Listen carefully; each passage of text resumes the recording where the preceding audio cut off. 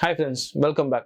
காஞ்சிபுரம் மாவட்டத்திலிருந்து சுமார் 7 கிலோமீட்டர் தொலைவில் இருக்க ஒரு சின்ன கிராமத்தில் நடந்த அமானுஷ்யமான சம்பவத்தை தான் நாம் இந்த வீடியோவில் பார்க்க போகிறோம். இந்த விஷயத்த நம்மளுக்கு அனுப்புன நண்பர் பேர் வந்து ராஜ். அவரோட நண்பர் தான் இந்த அமானுஷ்யமான விஷயத்த ஃபேஸ் பண்ணியிருக்காரு. அவரோட நேம் வினோத். அந்த அமானுஷ்யமான விஷயத்தை பற்றி தான் இந்த வீடியோவில் பார்க்க போகிறோம்.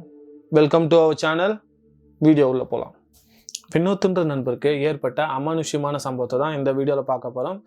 காஞ்சிபுரத்துலேருந்து சுமார் 7 கிலோமீட்டர் தள்ளி இருக்க ஒரு சின்ன கிராமத்தில் தான் இந்த வினோத் வசிக்கிறாரு.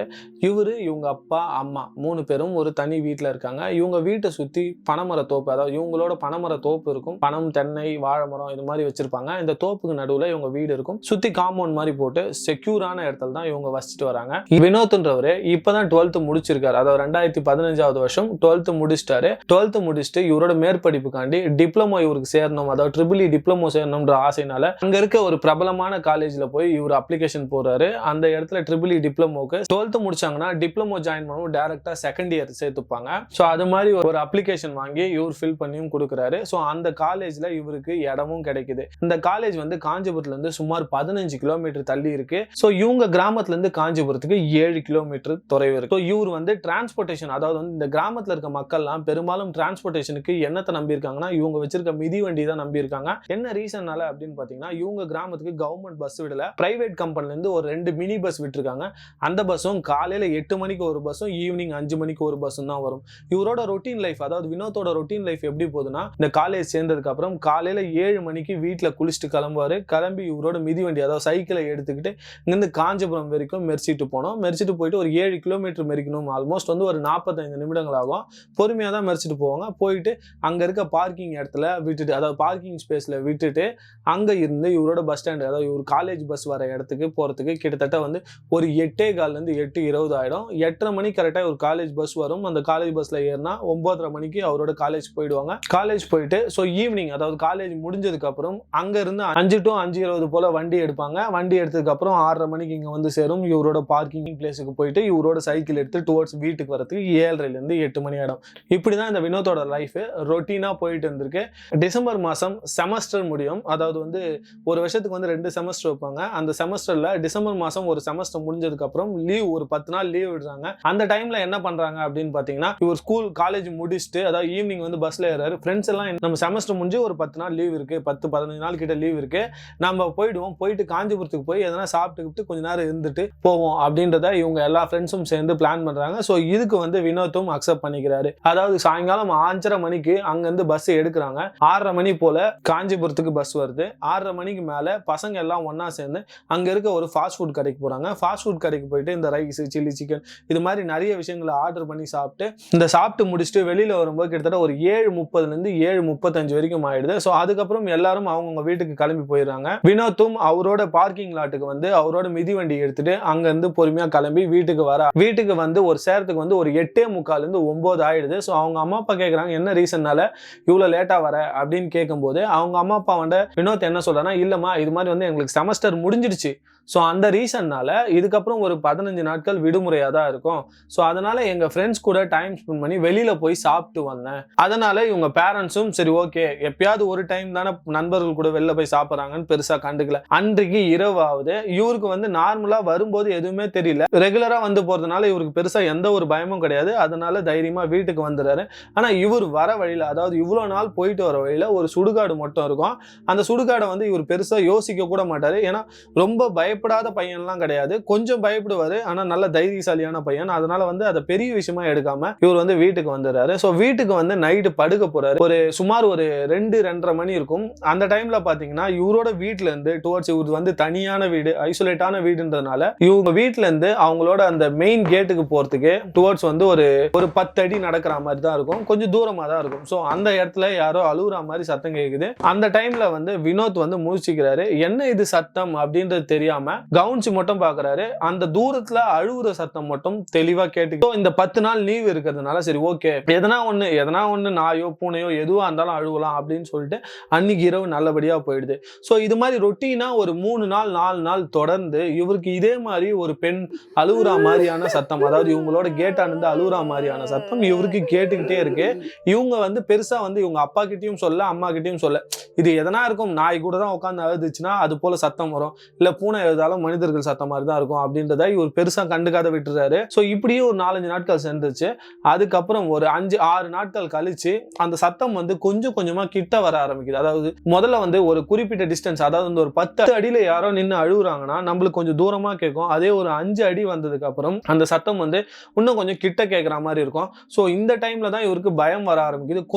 கொஞ்சம் நாட்கள், அதாவது ஒரு நாள் போக போக இந்த சத்தங்கள் கிட்ட கிட்ட வந்து அழுகுற மாதிரியே கேட்குது. லாஸ்டா ஒரு 4-5 நாட்கள் கழிச்சு பாத்தீங்கன்னா அவங்க வீட்டு வெளியிலே அழுகுற மாதிரி சத்தம் கேட்டிருக்கு. ஸோ இவருக்கு மனசுக்குள்ள பயம் இருந்தாலும் சரி ஓகே நம்ம இப்ப போய் பார்க்க தேவையில்லை, அப்பா வண்ட சொல்லுவோம், நாளைக்கு என்ன விஷயம்ன்றத பேசிக்கலாம்னு சொல்லிட்டு அன்னைக்கு நைட் இவர் படுத்து தூங்குறாரு. இவரோட வீட்டு வாசல்ல பாத்தீங்கன்னா இந்த அழகு காண்டி இந்த வுட்ல செஞ்ச மாதிரி அதான் கிளிங் கிளிங்னு சத்தம் வரும். ஸோ அது போல மணி வந்து ஒன்னு மாடி தொங்க விட்டுருப்பாங்க. கதவு தரணும்னா அந்த காத்து அடிச்சுனாவே அந்த மணி சத்தம் கேட்டுக்கிட்டே தான் இருக்கும். ஸோ இவ்வளவு நாட்கள் வந்து அவருக்கு அந்த கேட்ட சத்தம் வந்து வெளியில தான் கேட்டுச்சு அப்படின்றத எப்படி முடிவு பண்ணார்னா, இந்த சத்தமும் இந்த கிளிங் கிளிங்னு கேட்கிற சத்தமும் கேட்டுக்கிட்டே தான் இருக்கு. இந்த கிளிங் கிளிங்ன்ற மணி வந்து இவரோட வாசப்படியில கரெக்டா தொங்க விட்டுருக்காங்க.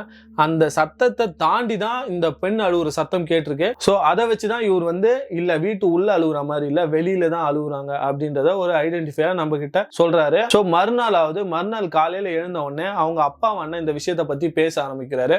இல்லப்பா இது மாதிரி வந்து நான் தூங்கிட்டு இருக்கும்போது திடீர்னு ஒரு 2-2:30 மணிக்கு மேல எனக்கு முழிப்பு வருது. முழிப்பு வந்து நான் பொறுமையா கவனிச்சு கேட்கும்போது வெளியில யாரோ அழுகுற மாதிரி இருக்கு அப்படின்ற விஷயத்த இவங்க அப்பா வந்து சொல்லும்போது அவங்க அப்பா என்ன சொல்றாருன்னா, இல்ல இது மாதிரி வந்து வெளியில நாய் அழுவலாம், பூனை எது வேணாலும் அழுவலாம். ஸோ அப்போ வந்து நைட்டு கேட்கும்போது உன் மனசு வந்து கொஞ்சம் பயப்படுறதுனால அது போல் உனக்கு தோணுது அப்படின்ற மாதிரி அவங்க அப்பா சொல்கிறாரு.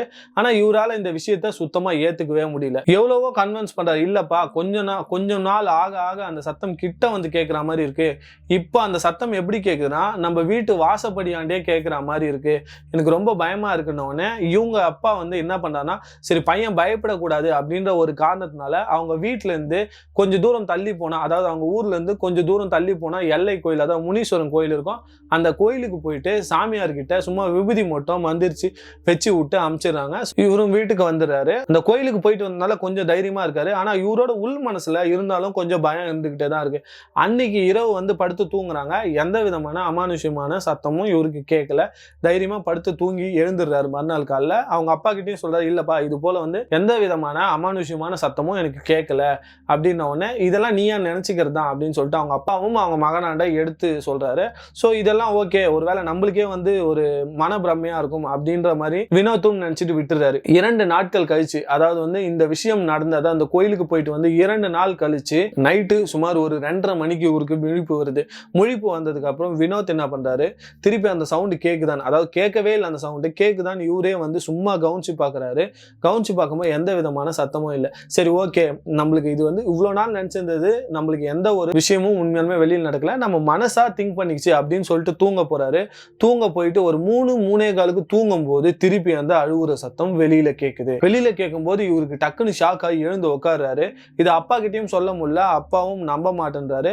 சோ நாம என்னதான் இருக்குன்றத கவனிப்போம் அப்படின்றதுனால எழுந்து போலான்னு பாக்குறாரு. அந்த சத்தம் வந்து ரொம்ப அதிகமா கேட்கறதுனால திருப்பி பயந்து வந்து படுத்துக்கிறாரு. பெட்ஷீட் நல்லா இழுத்து போட்டு படுத்துக்கிறாரு. வெளியிலே போக கூடாது, இன்னைக்கு நாள் மட்டும் நம்மளுக்கு கடந்துச்சுன்னா போதும், நாளைக்கு போய் அந்த சாமியை பார்த்து ஏன்னா தாயத்துக்கு கட்டிட்டு வந்துடலாம் அப்படின்னு நினைச்சு பயந்து போய் பெட்ஷீட்டை இழுத்து போட்டு உள்ள மூச்சிட்டு தான் இருக்காரு. ஆனா பெட்ஷீட்டை இழுத்து போட்டுக்கிட்டு கம்முன்னு படுக்கிற மாதிரி கம்முன்னு இருந்திருக்காரு. ஸோ அந்த டைம்ல அந்த அழுகிற சத்தம் கொஞ்சம் கொஞ்சமா கிட்ட வர ஆரம்பிச்சிருக்கு.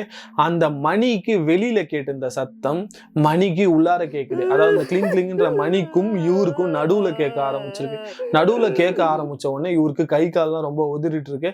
ஸோ வேர்வை ரொம்ப அதிகமா ஸ்வெட் ஆக ஆரம்பிச்சிருக்கு. பயந்துகிட்டு என்ன பண்ணிருக்காருன்னா இறுக்கமா கண்ணை மூடிட்டு படுத்துட்டு இருக்காரு. இந்த அழுகிற பெண்ணோட சத்தம் வந்து கொஞ்ச நேரம் கழிச்சு ஏதோ முணுமுணுக்கிற மாதிரி சத்தம் கேட்டு இவர் என்னதான் ஆகுதுன்னு சொல்லிட்டு வச்சுட்டு அப்படியே பொறுமையா இழுத்து கொஞ்சம் அப்படியே லைட்டா கண்ணை மட்டும் இறக்கி வெளியில பார்த்திருக்காரு. இவருக்கு எதுவும் தெரியல. சோ அதுக்கப்புறம் இவருக்கு சுத்தமா எதுவுமே நடந்தது ஞாபகம் இல்ல.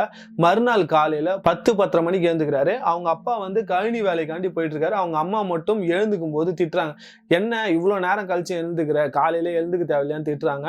அதுக்கு வந்து இந்த பையன் என்ன சொல்றாருன்னா, இது மாதிரி நைட்டு நடந்த விஷயத்த எல்லாத்தையுமே சொல்றாரு. சொல்றாரு. பையன் பயந்துட்டு இருக்கான் அப்படின்றதையும் அவங்க அம்மா புரிஞ்சுக்கிறாங்க. உடம்ப போய் தொட்டு பார்க்கும்போது ரொம்ப அனலா கொதிக்குது. ஸோ இதுக்கப்புறம் டிலேவே பண்ணக்கூடாது அப்படின்றதுனால முதல்ல வந்து பையனுக்கு உடம்பு சரியில்லாத, அதாவது உடம்பு சுடுது, ஜுரமா இருக்குதுன்றதுனால அங்க இருக்க மருத்துவராண்ட போயிட்டு ஒரு இன்ஜெக்ஷன் போட்டுக்கிட்டு, நைட்டு வந்து எங்க பையன் வந்து நைட்டு எதையோ பார்த்துட்டு பயந்துருக்கான், அவனுக்கு சத்தம் திருப்பி கேக்குதான், ரொம்ப பயந்துட்டான், மாதிரி வந்து ஜுரம் அடிக்கிற மாதிரி இருக்கு, காலையில போய் அவனுக்கு ஊசி போட்டு வந்தோம், உங்களை எப்படியாவது வந்து பார்க்கணும் அப்படின்னு அந்த பூசாரி கிட்ட கேட்கும்போது அந்த பூசாரி என்ன சொல்றாருன்னா, இல்லம்மா இப்ப நைட்டு நாங்க எந்த பூஜையும் பண்ண மாட்டோம், உங்க பையன் வந்தாலும் எந்த ஒரு யூஸும் கிடையாது, நீங்க நாளைக்கு காலையில ஒரு 8 மணி போலவே ரொம்ப சீக்கிரமாவே குளிச்சு முடிச்சுட்டு பையனை கூப்பிட்டு வந்துருங்க அப்படின்னு சொல்லிட்டு அந்த பூசாரியும் இந்த அம்மா கிட்ட சொல்லிடுறாங்க. இது வந்து எல்லா விஷயமும் நடக்குது சுமார் ஒரு நைட் வந்து ஒரு 9-9:30 போல நடக்குது. அதுக்கப்புறம் அவங்க பையன் கிட்ட சொல்றாங்க, ஒன்னும் பயப்படாத, நானும் அப்பாவும் பக்கத்திலே படுத்துக்கிறோம், தூங்கி எழுந்துட்டு காலையில போய் சாமி ஆண்ட காமிச்சிடலாம், அதாவது வந்து அந்த கோவிலுக்கு போயிட்டு அந்த பூசாரி ஆண்ட மந்திரிச்சுட்டு வந்தா எல்லாமே சரியாயிடும், இது நீ பயப்படுறது தான் அப்படின்னு சொல்லிட்டு அந்த பையனுக்கு தைரியம் சொல்ற மாதிரி சொல்லி அந்த பையனையும் படுக்க வச்சுறாங்க. படுக்க வச்சு சுமார் ஒரு 2-3 மணி ஆகும்போது அவங்க அம்மா எழுந்து பார்க்குறாங்க, அந்த பையன் அங்கே இல்லவே இல்லை. எங்கடா போனா அப்படின்னு சொல்லிட்டு திரும்பி பார்க்கும்போது அந்த வினோத் வந்து என்ன பண்றாங்கன்னா, ஒரு செவுரோட மூலையில போய் உட்காந்துட்டு செவுத்தை பார்த்து அவரா பேசிட்டு இருக்காரு. இவர் என்ன பேசுறாரு அப்படின்னு பார்த்தீங்கன்னா, யாரோ ஒரு பெண் கூட நார்மலா வந்து, அதாவது வந்து இவருக்கு வந்து ஒரு 15 வயசுனா அந்த பெண்ணுக்கு ஒரு 30 வயசு இருந்தா எவ்வளவு மரியாதையா பேசுவோமோ அது போல மரியாதையா இவர் யாருக்கிட்டயோ ஒருத்தவங்க கிட்ட பேசிட்டு இருக்காரு. இவங்க அம்மாவுக்கு ஒண்ணுமே புரியல, என்ன இந்த பையன் பேசிட்டு இருக்கான், இவனை என்னதான் பண்றதுனே தெரியலையே அப்படின்றதுனால அவங்க வீட்டுல போயிட்டு சாமி பூஜை ஆண்ட இருக்கிற விபூதி எடுத்துட்டு வந்து அந்த பையனை வச்சு விட்டு படுக்க வைக்கிறாங்க. ஸோ அன்னைக்கு காலையில விடியுது, 8 மணி ஆகுது. 8 மணிக்கு அந்த பூசாரி ஆண்ட கூட்டு போனாங்க.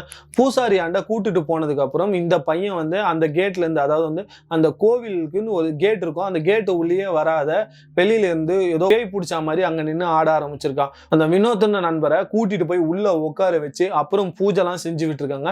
பூஜைலாம் செஞ்சு விட்டு அந்த சாமிக்கு மந்திரிச்ச ஒரு கயிறையும் எடுத்து அந்த பையன் கையில கயிறை கட்டி விட்டுருக்காங்க. கயிறை கட்டி விட்டு, உங்க பையன் உடம்புல இருந்த பேய் வந்து போயிடுச்சு, இவ்வளவு நாள் அந்த பையன் உடம்புல ஒரு பேய் இருந்துச்சு, பெண் ஆத்மா இருந்துச்சு, ஸோ அந்த ஆத்மாவை நான் விரட்டி விட்டுட்டேன். அந்த ஆத்மா என்ன சொல்லுச்சுன்னா, இந்த மாதிரி வந்து உங்க பையன் வந்து இந்த காட்டு சைடு, அதாவது வந்து இந்த சுடுகாட்டு சைடு கிராஸ் பண்ணி போனா, நைட்டு வந்து மாமிசம் சாப்பிட்டுட்டு அதை கையிலையும் எடுத்துட்டு வந்தான், கையில எடுத்துட்டு வரும்போது அந்த சுடுகாட்டை தாண்டி வரும்போது தான் நான் இவனை பார்த்தேன். ஸோ அதுக்கப்புறம் தான் நான் இவன் உடம்புல நான் போனேன். ஸோ அவன் உடம்புல கிட்டத்தட்ட வந்து ஒரு 1.5 மாசத்துக்கு மேல நான் இருந்துகிட்டு தான் இருக்கேன் அப்படின்னு சொல்லிட்டு அந்த அமானுஷ்யமான சக்தி இந்த பூசாரி கிட்ட சொல்லியிருக்கு அப்படின்ற விஷயத்த அந்த பூசாரி அவங்க அம்மா அப்பாவாண்ட சொல்றாரு. ஸோ அன்னிலேருந்து அந்த பையன் கையில அந்த கயிறு இருந்துகிட்டே தான் இருக்கு, அந்த கயிறை யூஸ் பண்ணிக்கிட்டு தான் இருக்கானா. ஸோ இப்போ வந்து அந்த பையன் டிப்ளமோலாம் முடிச்சிட்டான். ஸோ அதுக்கப்புறம் இன்ஜினியரிங்கும் படிச்சுட்டு இப்போ வந்து சென்னையில ஒரு இடத்துல வேலை செஞ்சுட்டு இருக்கான் நல்லபடியா அப்படின்றத அவங்க நண்பர் ராஜேஷ்ன்றவரு நம்மளுக்கு சொல்லியிருந்தாரு. ஸோ நாளைக்கு உங்களை இன்னொரு வீடியோவோட வந்து பார்க்குறேன். தேங்க்ஸ் ஃபார் வாட்சிங்.